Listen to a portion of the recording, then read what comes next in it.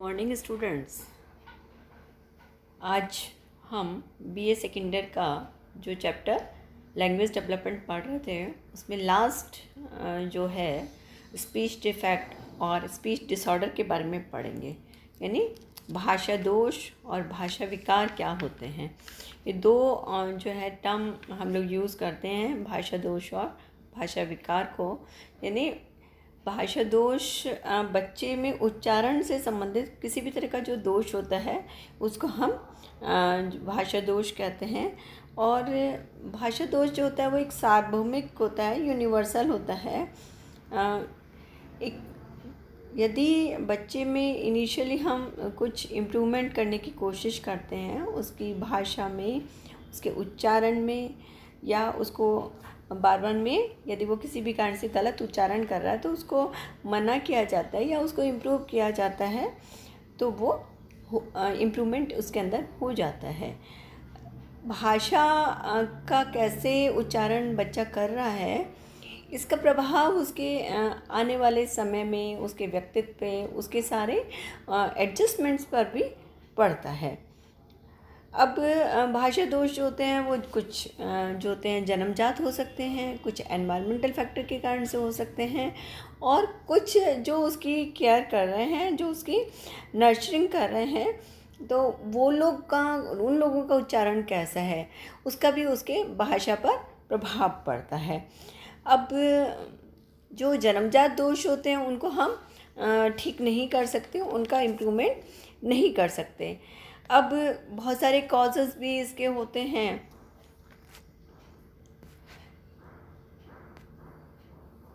इससे पहले मैं एक थोड़ा सा ये जो हमारा ब्रेन का जो पार्ट है इसमें जो हमारे ब्रेन में ये देखिए आप, इसमें अलग अलग हमारे जो ब्रेन का जो पार्ट है उसमें अलग अलग रिस्पॉन्सिबल वो होते हैं, पार्ट्स होते हैं। जैसे कुछ आप इसमें देखिए, ये विज़न के लिए है, reading, language, body awareness, test, touch, pressure, motor control, concentration, planning and problem solving के लिए, speech, smell, hearing and facial recognition के लिए। अब जो फ्रंटल लोब है वो हमारा किसके लिए है, देखिए, स्मेल, स्पीच और कंसंट्रेशन के लिए। और पेरिटियल लोब जो होता है येलो वाला जो है ये किसके लिए है, टच एंड प्रेशर के लिए, टेस्ट और बॉडी अवेयरनेस के लिए। टेम्पोरल जो लोब है वो हमारा हियरिंग और फेशियल रिकॉग्निशन के लिए होता है। ऑसिपिटल लोब जो होता है हमारा सिर्फ वो मेनली विज़न के लिए रिस्पॉन्सिबल होता है। और सेरिब्रम जो होता है वो कोऑर्डिनेशन के लिए रिस्पॉन्सिबल होता है। तो इस तरह से जो है हमारा ब्रेन भी जो होता है हमारी लैंग्वेज को कंट्रोल करने के लिए हमें किस तरह से हमें कम्युनिकेट करना है वो रिस्पॉन्सिबल होता है। लेकिन अभी हम तो सिर्फ ओनली भाषा की बात कर रहे हैं, तो इसमें communication disorder where normal speech is disturbed, यानी सामान्य जो उच्चारण है या सामान्य रूप से बच्चा ठीक से नहीं बोल पा रहा है वो क्या है, हमारा कम्युनिकेशन दोष है। अब जैसे मैंने अभी आपको इससे पहले बताया था कि भाषा दोष जो है वो उसके बहुत सारे कारण होते हैं। जैसे हमारे बॉडी में या फिज़िकल किसी तरह की डिफॉर्मिटी है, जैसे होंठ, जबड़ा, तालू, इनमें कोई खराबी हो। फिर यदि बच्चे को ट्रेनिंग हम प्रॉपर नहीं दे रहे हैं ठीक से, उसको ट्रेनिंग यानी जो टीचर मीन्स जो उसकी मदर है या उसकी जो केयर टेकर है, पहले ट्रेनिंग कहाँ से स्टार्ट हो रही है, घर से स्टार्ट हो रही है। तो वहाँ पे यदि उसको प्रॉपर ट्रेनिंग नहीं मिल रही है तो उसके कारण से होता है, या ठीक से बच्चे को सुनाई नहीं दे रहा है, उसमें बहरापन है, तब भी स्थिति पैदा होती है। इसके अलावा जैसे कई बार क्या होता है, आपने देखा होगा कोई बच्चा जो होता है वो जो है बहुत ज़्यादा एकदम एक्साइटेड हो जाता है बोलने के लिए, और वो बहुत जल्दी बोलने का प्रयास करता है। यानी कोई भी बात सुनी, वो पूरी बात भी नहीं सुनेगा उससे पहले वो, तो उसके कारण से, एक्साइटमेंट के कारण से भी वो जल्दी बोलने का प्रयास करता है। उसके कारण इमोशनल स्ट्रेस के कारण से भी होता है। कई बार हम बहुत ज़्यादा किसी भी संवेगात्मक तनाव की स्थिति में होते हैं, खुशी के मौके पे होते हैं, डिप्रेशन की स्थिति में होते हैं, तो उसका भी, उस समय का भी प्रभाव हमारे लैंग्वेज डेवलपमेंट में पड़ता है। फिर कई बार इनिशियली मैं आपको बार बार बता रही हूँ कि एनवायरमेंटल फैक्टर बहुत रिस्पॉन्सिबल होते हैं। तो यदि घर में उसको ट्रेनिंग गलत मिल रही है या घर में वो गलत बोलना उसने प्रारंभ किया और हमने उसको मना नहीं किया, टोका नहीं, तो वो उसकी क्या होती है, हैबिट फॉर्म हो जाती है। नेक्स्ट है जो लिप्स की और टंग की जो मसल्स होती हैं वो वीक हो जाती हैं, कमज़ोर होती हैं, तब भी ये वाली स्थिति होती है। कई बार एंडोक्राइन जो ग्लैंड होता है उनमें इम्बैलेंस होने के कारण ये स्थिति पैदा हो जाती है। तो इस प्रकार बहुत सारे कॉजेज़ जो रहते हैं वो मेनली रहते हैं।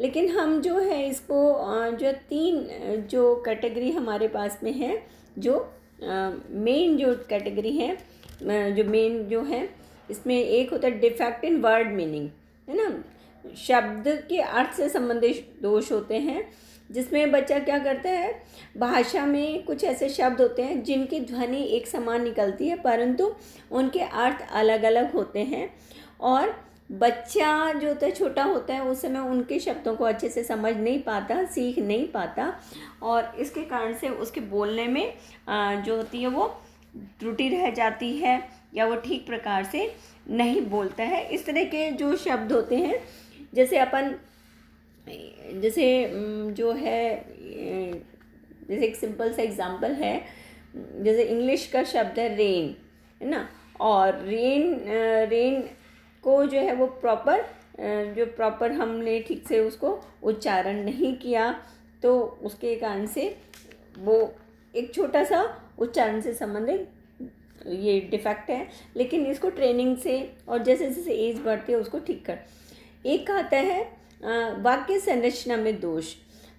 जैसे छोटे बच्चे होते हैं उनको ये नहीं मालूम होता है कि कहाँ पे संज्ञा लगानी है और कहाँ पे क्रिया लगानी है या कहाँ पे सर्वनाम लगाने हैं, तो उनको जो है वाक्य बनाने में प्रॉब्लम होती है और उनको ये समझ नहीं आता कि मुझे कहाँ पे।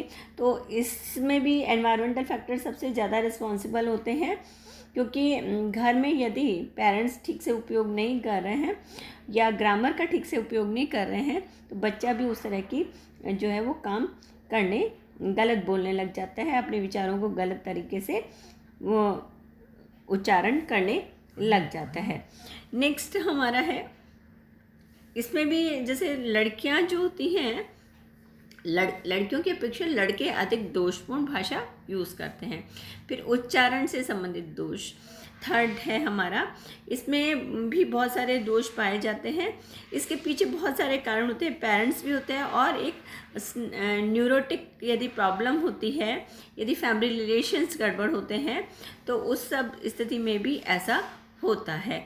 और यदि बच्चे का किसी भी तरह की यदि प्रॉब्लम है तो उसके एडजस्टमेंट में भी प्रॉब्लम आती है। उच्चारण से दोष में जैसे श के स्थान पे स बोलना या श के स्थान पे स बोलना, और जैसे बहुत सारे लोग होते हैं इंग्लिश में जेड को ठीक से नहीं बोल पाते। कई बार बच्चा जो है जैसे ऑटोमोबाइल है उसको टोटोमोबाइल इस तरह से बोलते हैं, और हम प्रेम की जगह परेम, प्रसाद की जगह प्रसाद, तो इस तरह की जब यदि हमारा, या श्रीमान की जगह श्रीमान, इस तरह की यदि हम उच्चारण करते हैं तो वो हमारा जो है उच्चारण से संबंधित दोष होता है।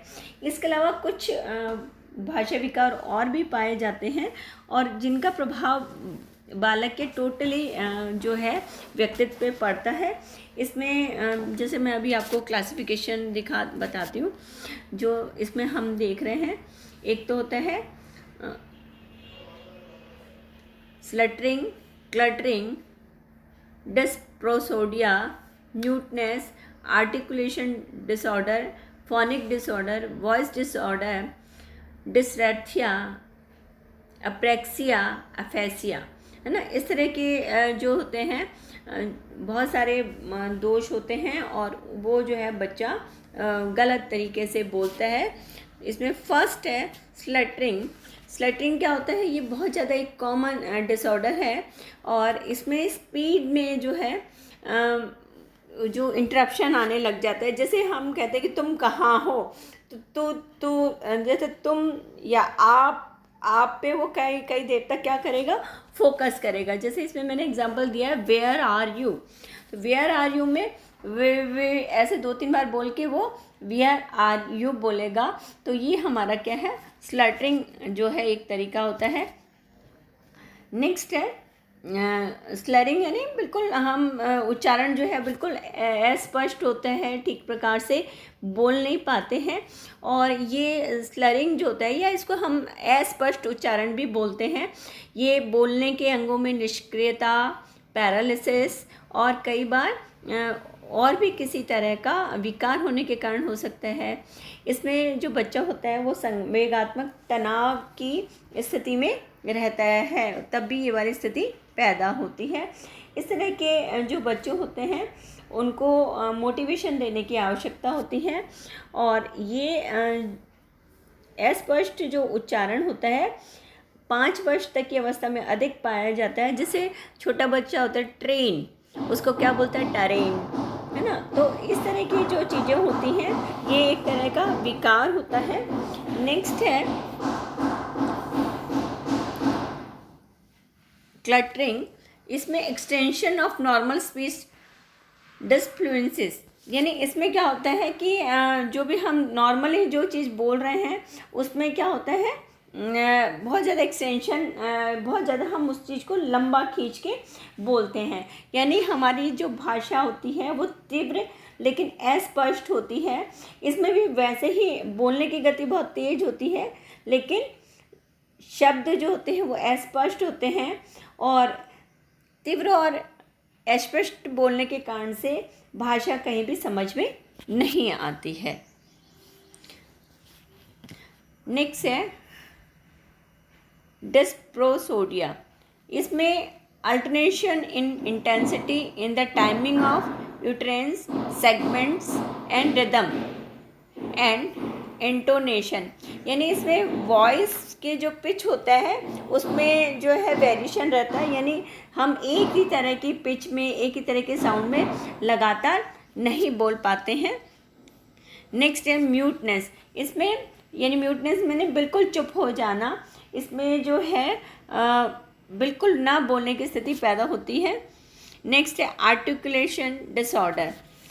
इसमें जो होता है, इसमें बोलने में साउंड या फिज़िकली व्यक्ति किसी बात को बोलने में और उसको नहीं बोल पाता, जैसे रैबिट की जगह वैबिट बोलता है, बनाना की जगह नाना बोलता है।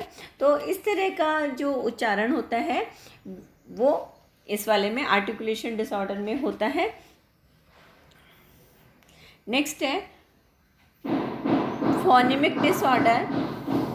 इसमें साउंड को लर्न करने में मुश्किल होती है और उसकी जगह वो कोई दूसरा जो वर्ड होता है वो यूज़ करने लगता है बच्चा। जैसे substituting all the sound in the back of the mouth like k and g for those in front of the mouth t and d, यानी example can saying tup for cup, dash for gas. यानी इसमें क्या होते हैं, शब्द को जो बोलते समय जो है वो प्रतिध्वनि या प्रतिस्थापित कर देता है। इसको हम भ्रष्ट जो है उच्चारण या ध्वनि परिवर्तन भी कहते हैं। इसमें क्या होता है कि व्यक्ति तो प्रतिस्थापन करता है। जैसे कैसे कर रहा है, से के स्थान पर तय का प्रयोग करेगा, रे के स्थान पर लय का प्रयोग करेगा। और ये 3 वर्ष की आयु के बाद भी देखने को मिलता है। ये जबड़े के विकार के कारण से भी हो सकता है। और कई बार दांत, होंठ और जबड़ों के सामान्य विकास नहीं होता है, तब भी इस तरह की बात होती है। और कई बार दूसरों का अनुकरण करने के कारण से भी ऐसा होता है। नेक्स्ट है voice disorder. Voice disorder mean impairment often physical that involve the function of larynx और vocal resonance characterized by hoarseness of voice, soreness, tightness of throat. यानी इसमें वॉइस डिसऑर्डर में क्या होता है, यानी ये भी फिजिकल डिफॉर्मिटी के कारण से ही होता है, या स्वर यंत्र की जो है उसकी जो विशेषता है उसमें कुछ ना कुछ त्रुटि हो जाती है, जैसे गले में खिंचाव आना या गले में प्रॉपर उच्चारण ठीक प्रकार से ना कर पाना, इस तरह के कारण से भी ये वाली स्थिति पैदा होती है।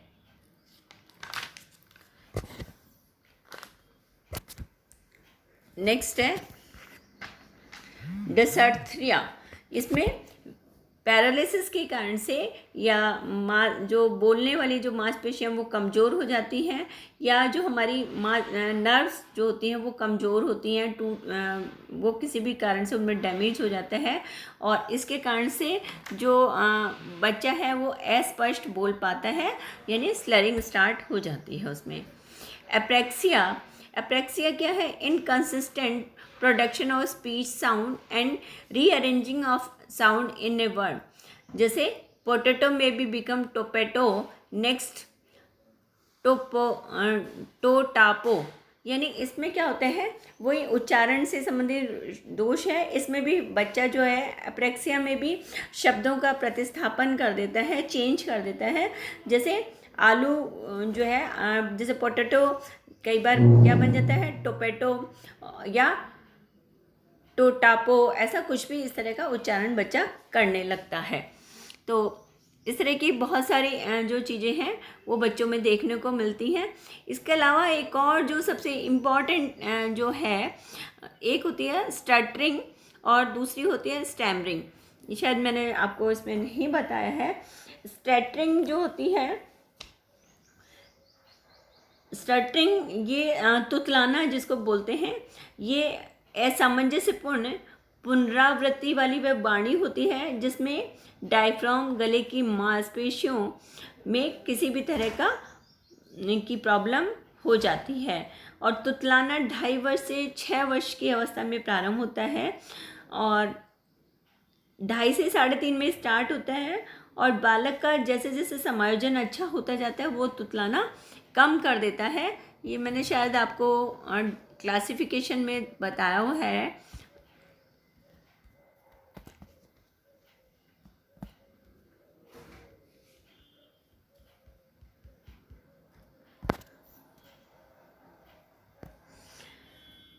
ठीक है, इसको क्लासिफिकेशन में आपके है, मैंने शायद लिखा हुआ है वहाँ पे।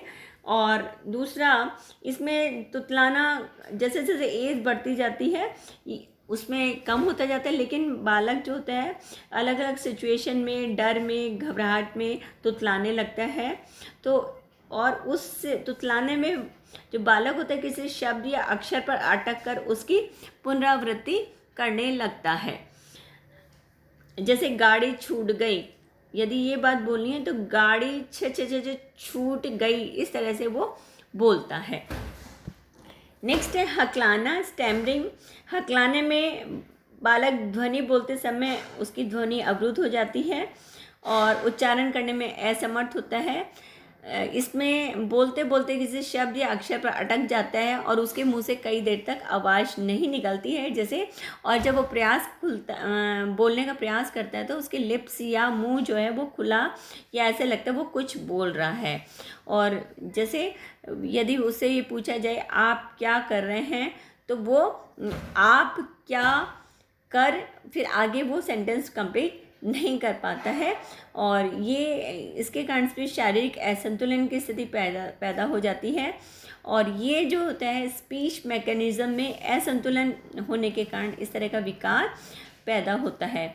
और इसका जो इफ़ेक्ट होता है हकलाने का, ये जो होता है ब्रेन, फिर हमारे ईयर्स और स्पीच, इनमें किसी भी तरह का जो है दोष होने के कारण ये वाली स्थिति पैदा होती है। अब इसके अलावा जैसे कॉजेज़ मैंने इनिशियली आपको बताए हैं कि इसके क्या क्या कारण होते हैं, जैसे जो है वोकल कॉर्ड में, नर्वस में, मांसपेशियों या गले में किसी भी तरह का डिसऑर्डर होने के कारण से, या वोकल कॉर्ड और ब्रेन में यदि हमारा कोई डैमेज हो जाता है तब भी वाली स्थिति पैदा होती है।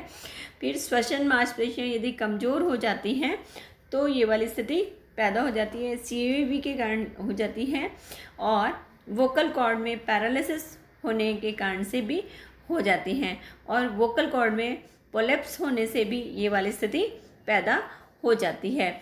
इसके अलावा यदि कोई बच्चा स्पीच उसके डिफेक्ट है, यानी वो जो है इस तरह की कोई भी काम कर रहा है, तो उसके लिए हमें क्या करना है, जैसे यदि वंशानुगत है तो भी उसमें थोड़ा सुधार करने का प्रयास करना चाहिए। जैसे बच्चों को उनकी बोलने की लिए उनके लिए रुचि पैदा करनी चाहिए, और हमेशा नए शब्द नई तरीके से उनको सिखाने चाहिए, जिससे वो उनका मीनिंग समझ सकें। और जैसे जैसे बच्चों की आयु बढ़ेगी तो ध्यान रखना चाहिए कि बच्चों को बोलने के लिए मोटिवेट किया जाए, और बच्चों को अच्छा वक्ता बनाने के लिए आवश्यक है कि उसको पहले हमें अच्छा श्रोता बनाया जाए।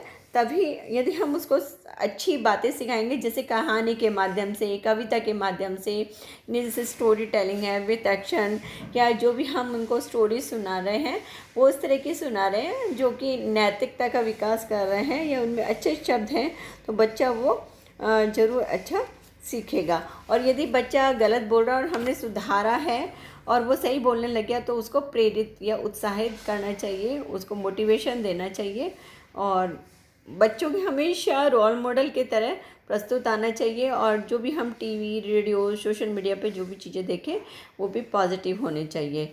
और बच्चों की लैंग्वेज अच्छी हो, इसके लिए ज़रूरी है कि जो फैमिली है उनमें समय समय पर अच्छे से इंटरेक्शन होने चाहिए, अच्छे डिस्कशन होने चाहिए। और यदि बच्चे में किसी भी तरह का भाषा दोष है तो उसको जानकर, उसको पता करके उसको ठीक करने के लिए जो भी हमें वातावरण चाहिए, जो चेंजेस चाहिए, जो मेडिसिन चाहिए, वो सारे के सारे उसको दिलाने चाहिए।